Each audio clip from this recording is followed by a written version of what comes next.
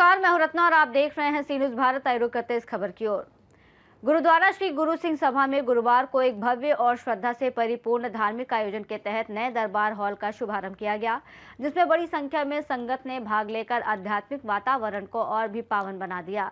गुरुद्वारा श्री गुरु सिंह सभा में आज नए दरबार हॉल का भव्य शुभारंभ धार्मिक उत्साह और श्रद्धा के साथ किया गया। वहीं गुरुद्वारा के प्रधान सेवादार सरदार दर्शन सिंह लोटे और सचिव सरदार कुलदीप सिंह सलूजा ने बताया कि इस अवसर पर सुबह से ही बड़ी संख्या में गुरु नानक नाम लेवा संगत, सिख, पंजाबी और सिंधी समाज के श्रद्धालु गुरु घर में नतमस्तक होने पहुंचे।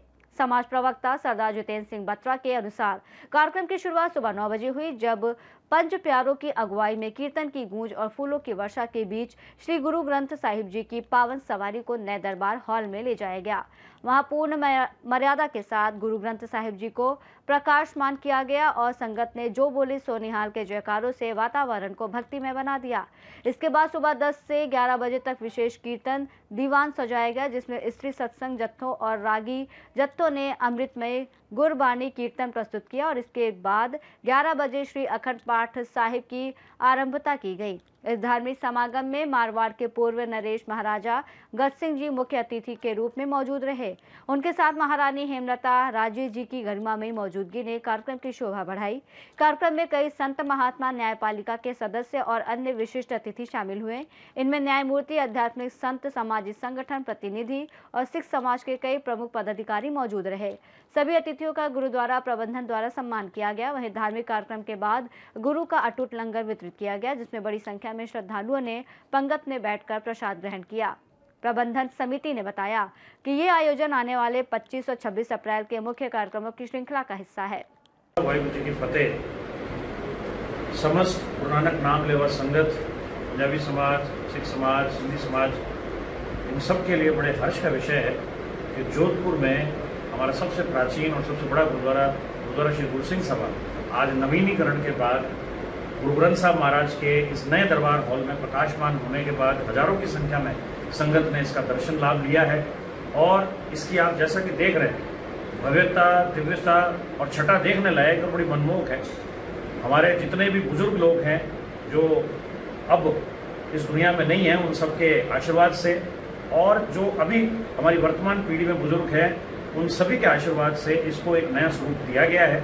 हम पूरी जोधपुर की संगत का आभार व्यक्त करते हैं जिन्होंने बढ़ चढ़कर इसमें हिस्सा लिया है, तन मन धन से सहयोग दिया है, और खास तौर से हमारे स्त्री सत्संग की बहनों माताओं का और हमारे विभिन्न प्रकार के सेवा दल, भाई गणेश जी सेवा समिति, दशमेश सेवा दल, गुरु नानक सेवा दल और बाबा दीप सिंह सेवा दल, जिन्होंने दिन रात लगकर इसकी सफाई की और इसको आज इस मुकाम तक पहुँचाया है। इस भव्य नए जो है दरबार साहब के महल में सब लोग दर्शन लाभ ले रहे हैं। आज के इस प्रोग्राम में मुख्य आतिथ्य जोधपुर महाराजा गज सिंह जी का रहा और उनके शब्द हम सब के लिए बड़े ही सुकून देने वाले थे, जब उन्होंने कहा कि मैं इसको एक गुरु का बहुत बड़ा महल तो मानता ही हूँ, लेकिन इसकी तुलना जो है उन्होंने उपमा के तौर पे ताजमहल से की कि बहुत विस्तृत और बहुत ही विशाल जिस तरीके से चीज़ें बनती हैं और जिसकी भव्यता दिव्यता बड़ी होती है, वैसा महल है ये।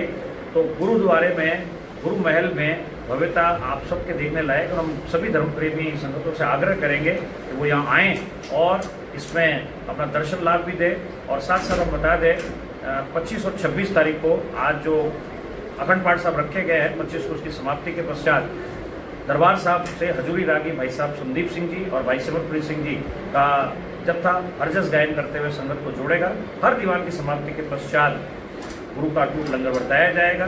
सभी आए हुए गणमान्य लोगों के, बाहर से आए हुए पधारे हुए संतों का और हमारी बाहर की जो भी संगत है उन सबका बहुत बहुत धन्यवाद जिन्होंने आके इस आयोजन को सफल बनाया है।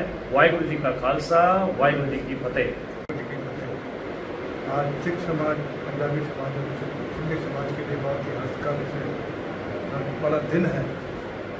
जो गुरु नानक नाम लेवा जो संगत है, उन्होंने 1946 में जो एक सिख परिवार ने यहाँ पर, और संयोग से मेरे दादा जी थे जिन्होंने यहाँ पर उस वक्त के महाराजा से ज़मीन गुरुद्वारे साहब के लिए लेके यहाँ पर एक छोटा सा गुरुद्वारा यहाँ पर स्थापित किया। और गुरु ग्रंथ साहब अमृतसर से लेके और यहाँ पर एक पहला प्रकाश जो है 17 जुलाई 1946 को यहाँ पर प्रकाश किया, जिसका फोटो मैं बता रहा हूँ, ऐतिहासिक फोटो जो मेरे हाथ में है।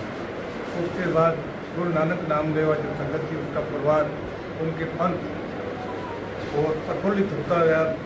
47 के बाद जो पाकिस्तान से विस्थापित होकर यहाँ पर सिख परिवार, सिंधी परिवार आए थे, उन्होंने इस सहयोग में और ज़्यादा सहयोग किया इस काम में, और करते करते आज हम इस मुकाम पर पहुँचे हैं कि गुरुद्वारा सिंह सभा पीछे एक नाले की जमीन करके लंदन मकाम बनाया गया और आगे डिमोलिश करके पुराना गुरुद्वारा साहब का बना के तो नया महल खड़ा किया गया। उसका आज विधिवत गुरु ग्रंथ साहब का महाराज का आज प्रकाश नए हॉल में हुआ है।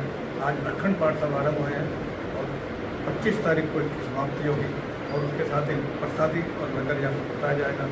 मैं पूरी जोधपुर की संगत को, पूरी जोधपुर की पब्लिक को रिक्वेस्ट करता हूँ कि इस बने हुए गुरु घर में ये किसी एक पंथ का नहीं है, पूरी मानव जाति का है। गुरु नानक देव जी ने यही संदेश दिया था पूरी मानव जाति का। यहाँ आके प्रसादी लें, भजन कीर्तन सुन के अपना जीवन सफल करें और हमें वाहिगुरू जी की फतेह।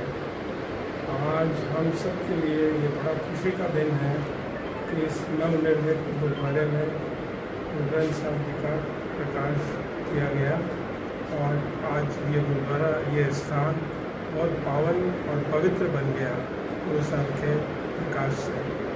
और हम सब संगत के लिए ये गुरुद्वारा नाम सिमरन के लिए, सेवा के लिए और अपनी आत्मा की शांति के लिए, मनो शांति के लिए ये घर हमेशा काम करता रहेगा। इस केंद्र में न सिर्फ सिख समाज के, सब तरह के समाज के लोगों को आने की आज्ञा है। कोई भी आए, सेवा कर सकता है, दर्शन कर सकता है और अपना मन को शांत कर सकता है। और ये गुरुद्वारा जो है एक सारी संगत की श्रद्धा और भावना को प्रदर्शित करता है। ये एक साक्षात उदाहरण है आप सबके सामने कि लोगों का कितना प्यार है। इसी प्यार और विश्वास की वजह से सब ने अपने आप लोगों ने सेवा की और ये भव्य गुरुद्वारा का वाहिगुरू जी का खालसा। जोधपुर से सीनियर संवाददाता आनंद शर्मा की रिपोर्ट। नए दरबार हॉल का शुभारंभ न केवल धार्मिक आस्था का प्रतीक बना, बल्कि संगत के लिए एक आध्यात्मिक एकता और सेवा भाव का सुंदर उदाहरण भी प्रस्तुत किया। रिपोर्ट में फिलहाल इतना ही। देश और दुनिया की तमाम बड़ी खबरों के लिए देखते रहिए सी न्यूज़ भारत।